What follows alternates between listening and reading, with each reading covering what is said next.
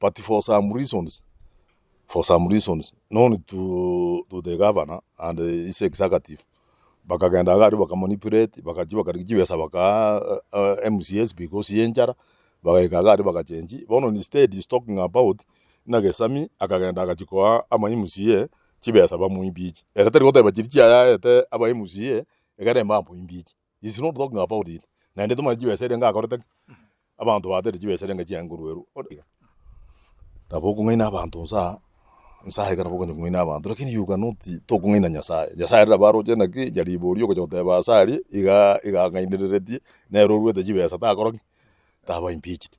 lakini abantu rimbabu ate very strong points dinda nje manyete especially na Mariogo ne nyagitari ne bindu ria korte gari wino. So I think to me igondo chebuna Nyaribo some people were saying that it is easier if Nyaribo remains there na Arama jeli Aramuru. No, we are not removing Nyaribo because it's easier. It's not an easy target. Teri na race ko. He has been unable to discharge his duties ne governor Nyamira. That's why Nyamira jai. Ngwa roje umubaga okeroka. Yani kuikaranza era na arati bakwane na ki igai kumubaga oyo ngayore obatigeta bang na gari umugaso kunyoko baite mburu kunyoko batwera lakini yonte yo jata bena ki njemuna na bere governor ya kisi go Nyamira.